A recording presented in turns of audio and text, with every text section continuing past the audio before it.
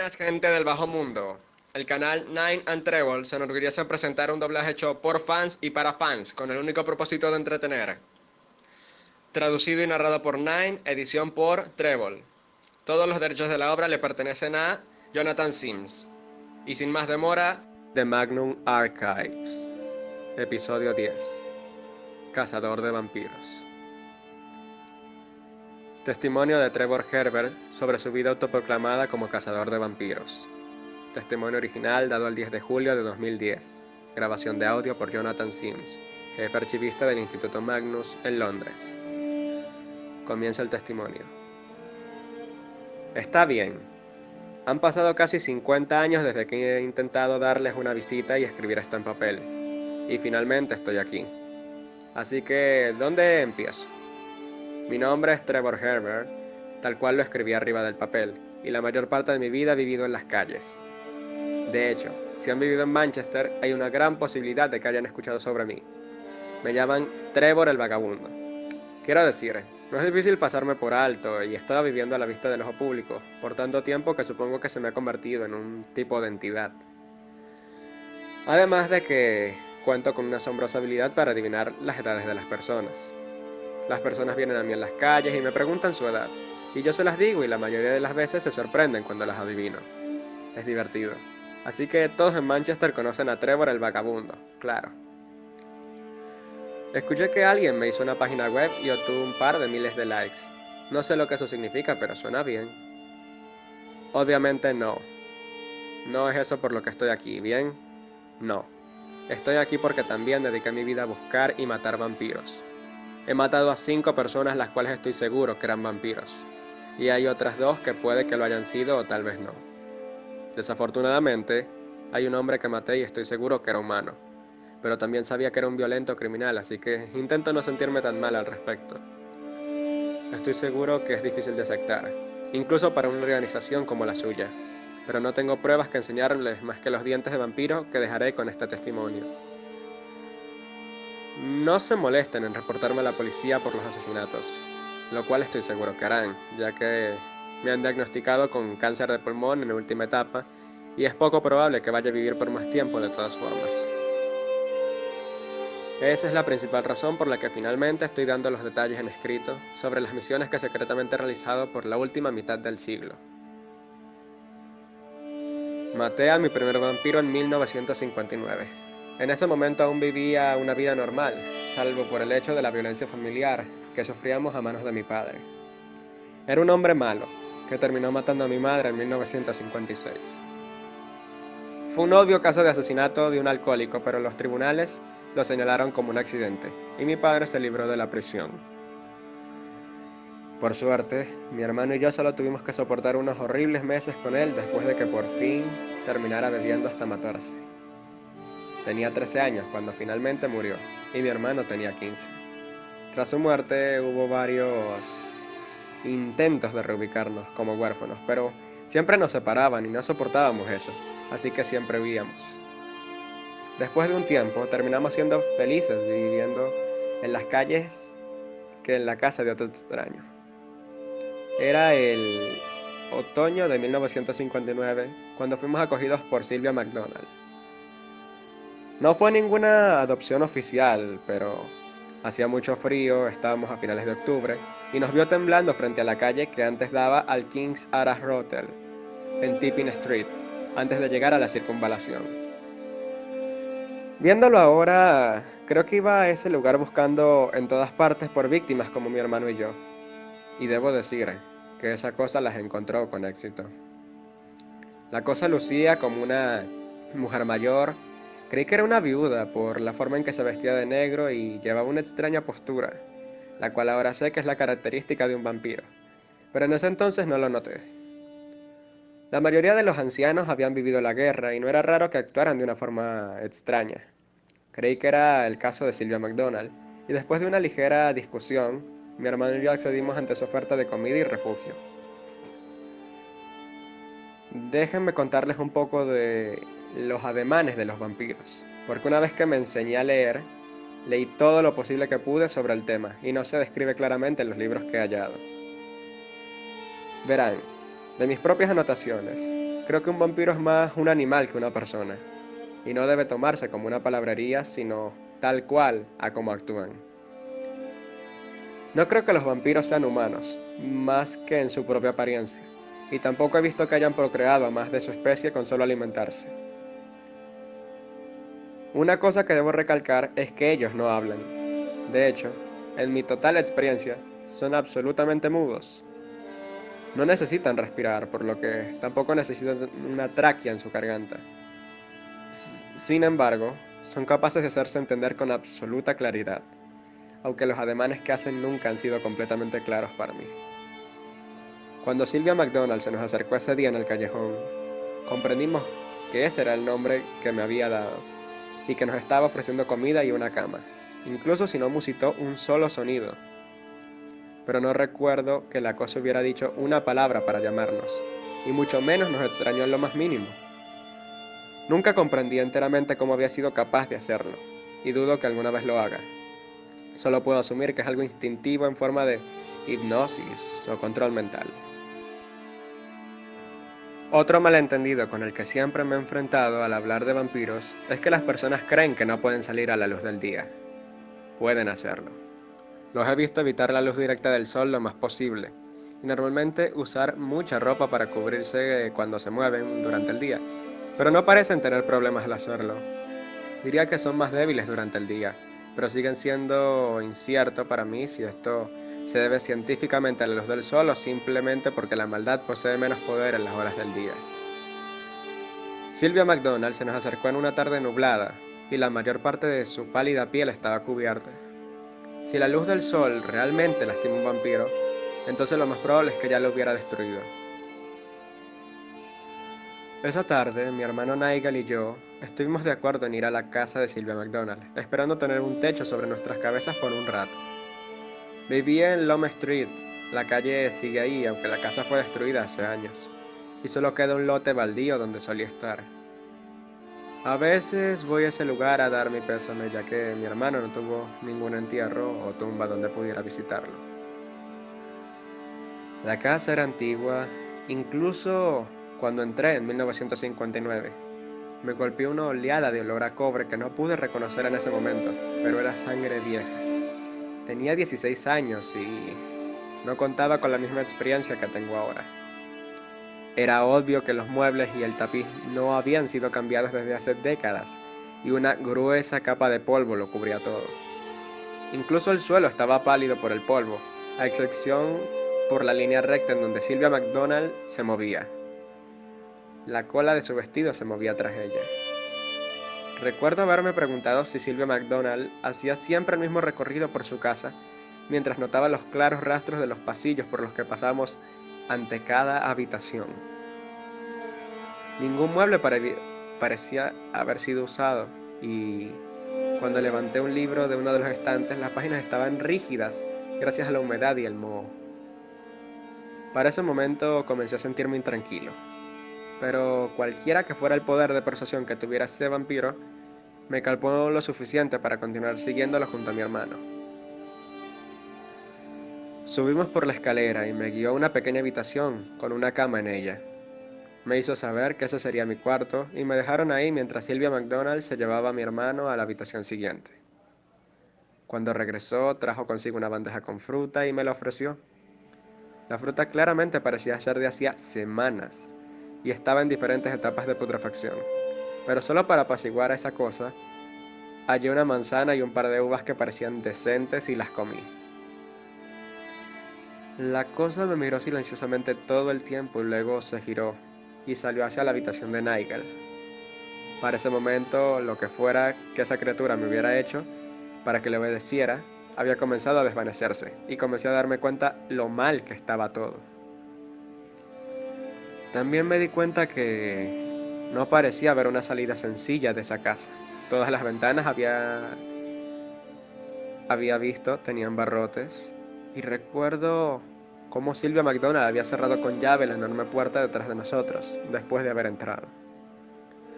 Así que solo me recosté en la cama enmohecida y esperé. No puedo decir por lo que estaba esperando, pero Muy pronto anocheció y supuse que Sylvia McDonald se había ido a dormir. Aún no sabía el problema en el que estaba. Quería algo de luz que pudiera reconfortarme, pero la antigua casa parecía no tener electricidad en lo absoluto. Así que tuve que usar mi encendedor en una vela que encontré junto a la mesa de noche, y me acerqué a la puerta. Gracias al cielo no tenía cerrojo y salí de la habitación que me había dado. Caminé hacia donde creí que estaba mi hermano. Lo encontré acostado en su propia cama, pretendiendo dormir. Después de hablar por un rato, se hizo claro que Nigel no estaba más contento que yo con la situación en la que nos encontrábamos. Y ambos acordamos que pasar otra noche en las frías calles era mejor que quedarnos en esta casa con esa extraña mujer. Sin embargo, mientras hablábamos de diferentes formas en las que podíamos escapar, escuchamos un crujido fuera de la habitación y la manilla de la puerta comenzó a girar. No quería hacer enojar a nuestra anfitriona, así que me arrastré bajo la cama y me escondí, mientras que Nigel volvió a pretender estar dormido. En donde me encontraba debajo de la cama, pude ver la puerta abrirse y la falda de Sylvia McDonald apareció, dirigiéndose hacia la cama. Yo solo me quedé ahí intentando no hacer ruido.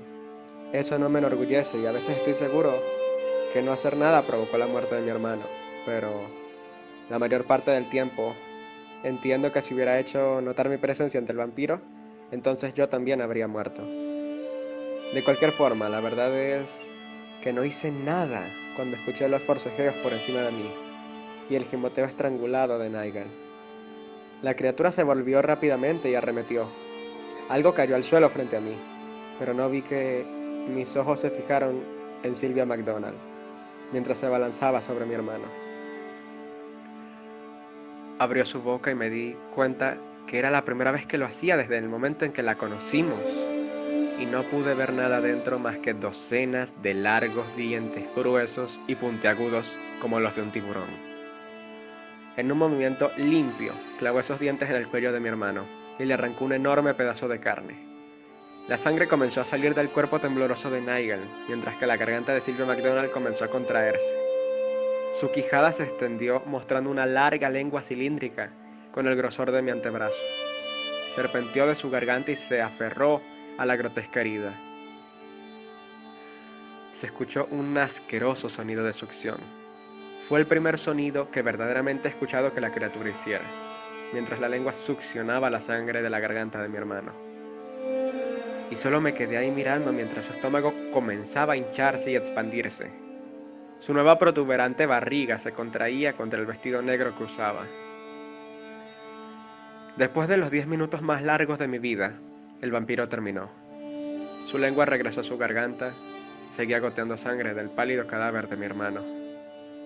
Y luego esa cosa se recostó en el suelo, aparentemente satisfecha. Mientras todo esto sucedía, todas mis energías las había utilizado en evitar gritar y delatar mi presencia. Y mientras el saciado vampiro se recostaba en el suelo, volví mi atención hacia lo que se había caído de la mano de Nigel cuando lo había alejado de la cama. Era su navaja. No tenía idea de lo que podría ser un cuchillo tan pequeño en contra de una criatura que parecía más fuerte y más rápida que yo, pero no había otra opción más que intentarlo. Me moví tan lentamente mientras extendía mi mano para tomar la navaja, que incluso parecía que no me estaba moviendo en lo absoluto. Me preocupaba que la criatura me viera y me atacara como lo había hecho con Nigel. Aunque ahora sé que el olfato es en realidad el mejor sentido que tiene un vampiro. Pero con toda la sangre que nos rodeaba, era muy poco probable que detectara mi aroma. Sujetando la navaja entre mis manos, me dirigí hacia donde estaba la criatura, que plácidamente se había tragado la vida de mi hermano, hasta que estuve encima de ella. Sentí una repentina oleada de furia y adrenalina invadiéndome, y clavé la navaja con una rapidez y fuerza que no sabía que tenía, en el estómago hinchado de sangre de Sylvia McDonald. Explotó como un horripilante globo y la sangre comenzó a salir. Los ojos de la criatura se abrieron de golpe y cubrió la herida desesperadamente. Su garganta no fue capaz de formar ningún grito, pero su rostro demostró un silencioso dolor y furia mientras caía al suelo. Retrocedí, intentando quitarme la sangre de los ojos, y sentí una inesperada quemadura en mi mano. Me di cuenta que había tocado la vela encendida junto a la mesa de noche. No sé lo que esperaba que sucediera cuando tomé la vela y la dejé junto a la parte seca del vestido de Sylvia McDonald. Solo intentaba buscar algo más que pudiera lastimarla antes de que se recuperara de su barriga rajada. pero seré sincero, no esperaba que la envolvieran llamas como la yesca seca. El fuego se propagó rápidamente sobre su repulsiva forma, aunque lo hizo más lento en las partes donde su ropa y piel seguían manchadas de sangre. Me di cuenta que un vampiro debía ser una criatura muy seca de piel, cuando no se alimentaba y se llenaba de sangre. Tal vez por... Tal vez había atacado antes de que el líquido pudiera esparcirse por todo su cuerpo. Por cualquiera que fuera la razón, Sylvia McDonald quedó en llamas y ardió tanto que el resto de la habitación también comenzó a incendiarse. Me angustiaba pensar en abandonar la casa sin mi hermano, pero era obvio que ya estaba muerto y yo necesitaba escapar. Recordé que el vampiro había estado llevando un bolso de mano cuando la encontramos y había usado una llave para cerrar la puerta de entrada. Pero ya no llevaba consigo esa bolsa, así que comencé a buscar desesperadamente en otras habitaciones, intentando hallarla. Y al final lo hice, en lo que supuse que sería la habitación del vampiro. No la describiré detalladamente, solo basta decir que parecía ser donde la criatura se alimentaba mayormente. Espero que esa imagen sea lo suficientemente clara para ustedes, pero encontré la llave y escapé de esa casa antes de que el fuego se propagara y me atrapara dentro. Me aterrorizaba que viniera la policía y me creyeran un asesino, así que no me quedé. Solo huí en la oscuridad. Pasó una década para que volviera a encontrarme con otro vampiro. Había estado viviendo en las calles todo ese tiempo. Ocasionalmente me alojaba en diferentes instancias, y en ese momento me acababa de convencer que Sylvia McDonald solo había sido una terrible reacción ante el estrés de presenciar el asesinato de mi hermano. Fue a finales de los 70 cuando supe que estaba equivocado. Era 1968. Lo recuerdo porque fue el año en que Manchester United ganó la Copa de Europa.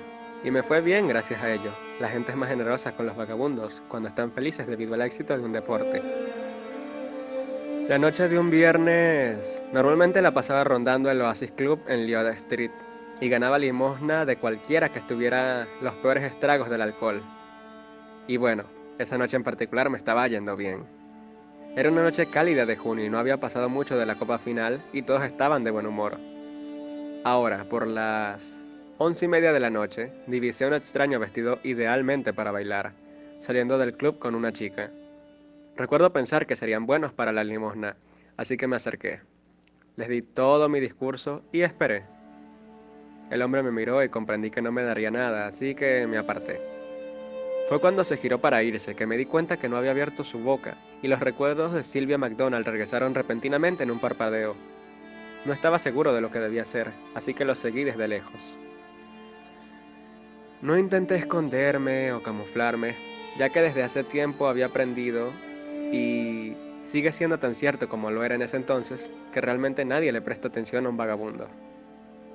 Mientras lo observaba, vi a la clara mujer borracha preguntándole cosas al extraño, y todas las veces él solo la miraba y ella le sonreía como si le hubiese dado una respuesta tranquilizadora, y luego se tambaleaba contra él. En todo ese tiempo, él nunca abrió su boca. Realmente no sabía lo que tenía que hacer. No tenía otra arma más que la antigua navaja de mi hermano, la cual había mantenido afilada todos estos años. Y aunque estaba bastante seguro de lo que estaba viendo, seguía dudoso de atacar sin alguna provocación o sin ningún plan. Mientras avanzamos mantuve un ojo ante cualquier pedazo de madera o yesca, y por suerte encontré un trozo roto de madera que salía de la basura. Saqué el pedazo y usé mi navaja para afilarlo rápidamente, ignorando las astillas. En ese entonces no había investigado tanto sobre las criaturas con las que me enfrentaba. Creía que mi experiencia de joven era el resultado de un enfermizo estado mental, pero de todas formas conocía de su supuesta debilidad a las estacas de madera. Continué siguiendo al vampiro, quien más tarde descubrí que se hacía llamar Robert Arden, y a su víctima hacia el edificio donde aparentemente vivía. La cosa se dirigió a la puerta de entrada y la mujer lo siguió. No fui lo suficientemente rápido para entrar antes de que la puerta se cerrara, y obviamente no tenía una llave, así que me dirigí a las ventanas y por suerte parecía que el vampiro vivía en el primer piso. Miré por la ventana mientras dirigía a su víctima hacia una sala con pocos muebles.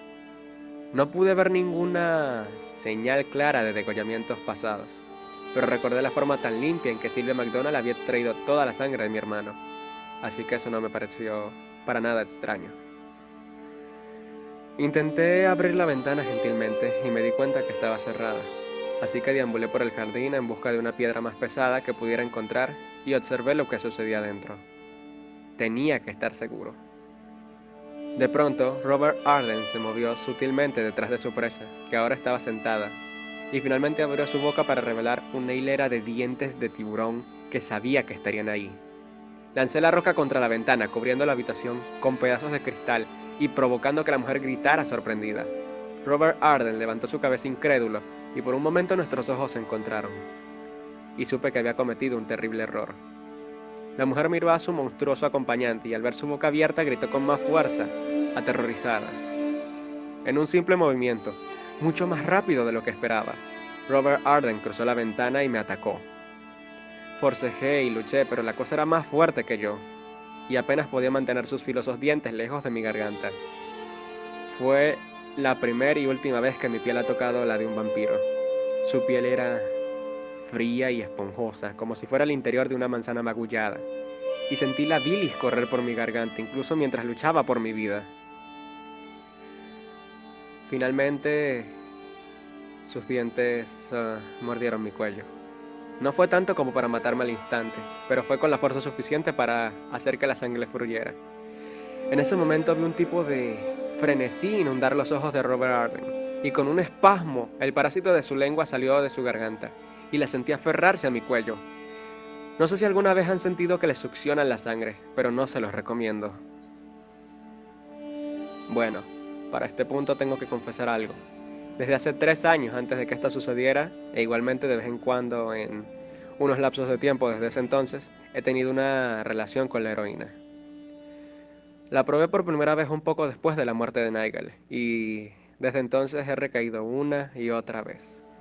Siempre he intentado mantenerlo como un secreto, ya que sé que tengo una reputación que mantener y no querría que se corrompiera por la revelación de mi adicción.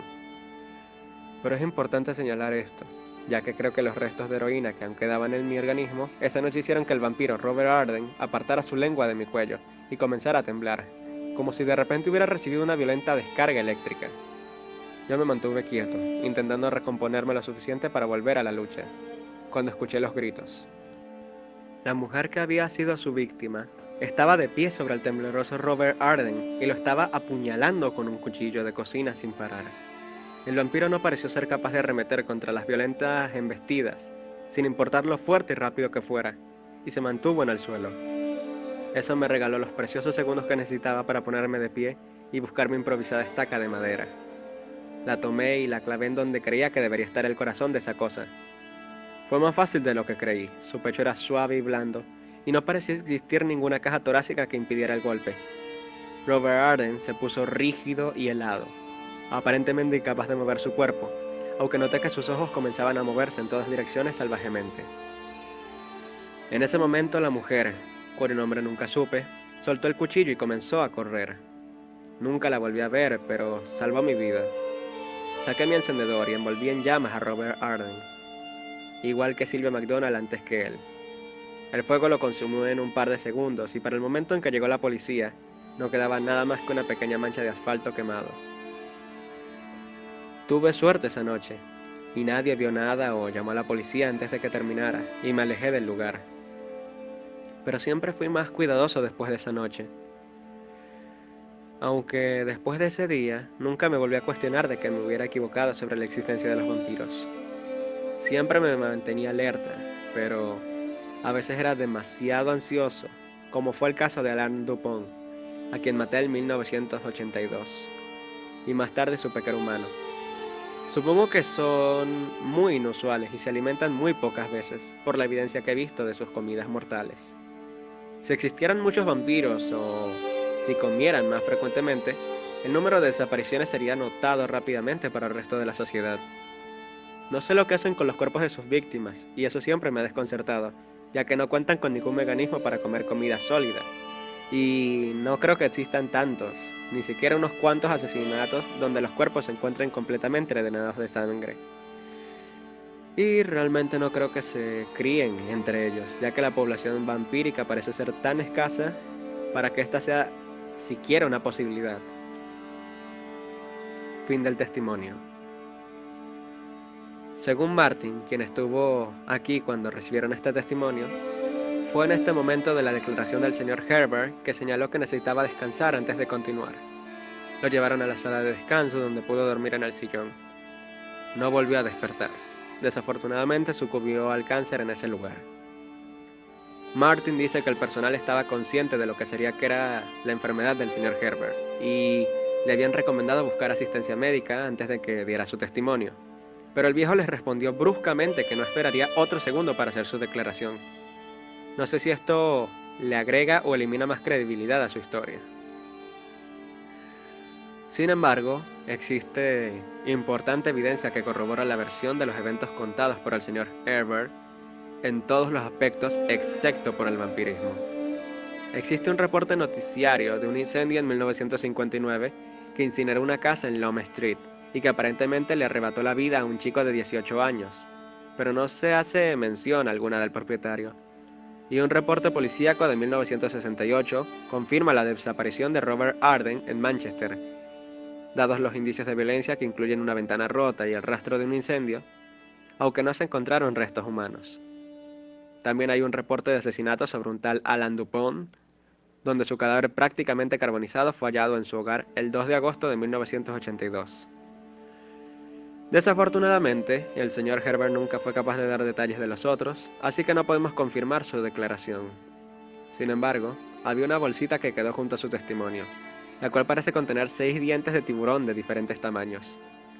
De acuerdo al análisis del Departamento de Zoología de King College, no coincide con ninguna especie conocida. Personalmente no sé qué pensar.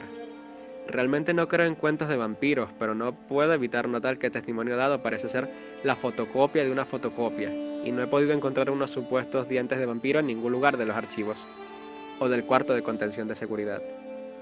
No sé dónde se encuentra la original, pero el número del archivo está listado entre la variante Búsqueda de información del instituto, Pedidos por tratos argumentales y la misma ley. Tal vez ellos toman mucho más en serio el testimonio del señor Herbert que yo. Fin del testimonio.